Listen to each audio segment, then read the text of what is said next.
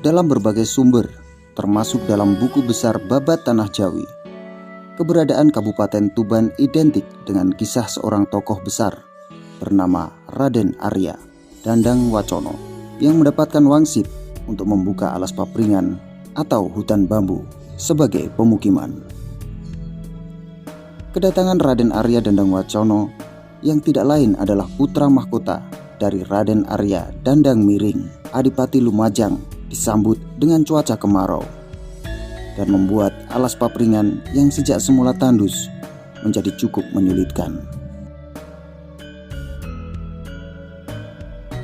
Dalam kondisi tersebut dan dengan seizin Tuhan Yang Maha Esa, Raden Arya Dandang Wacono mengeluarkan kesaktiannya, sebatang bambu yang dicabut dan seketika itulah keluar airnya. Dalam bahasa Jawa, metu banyune.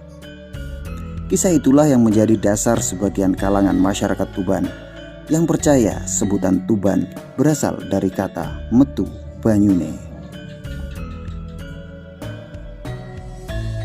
Makam Raden Arya Dandang Wacono di Dusun Banaran, Desa Perunggahan Wetan. Untuk menuju makam tersebut, jika kita dari kota Tuban, berjarak sekitar 5 km.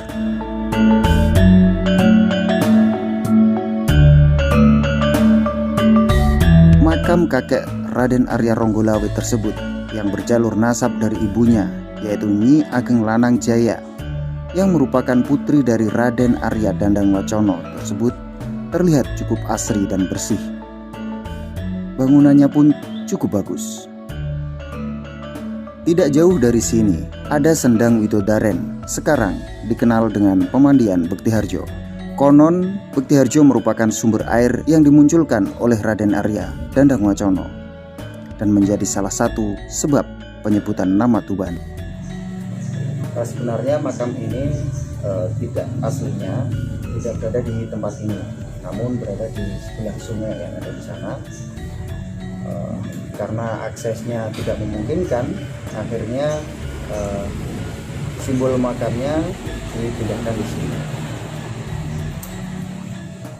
Beliau membuka Tuban pada saat itu mendapatkan wangsit untuk membuka alas papringan. Alas papringan sendiri merupakan hutan bambu, dan pada saat itu musim kemarau.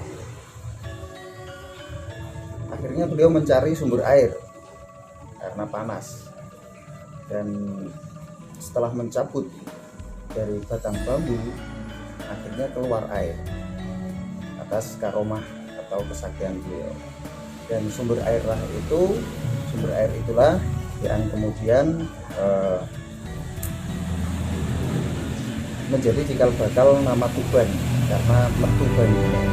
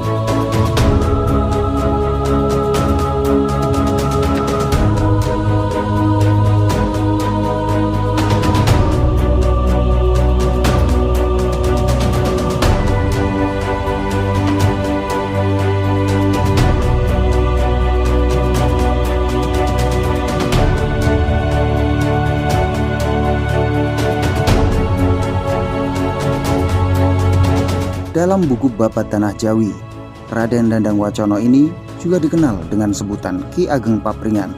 Setelah membuka alas Papringan dan airnya melimpah, kemudian daerah ini dijadikan Kadipaten Tuban dengan wilayah yang terus meluas.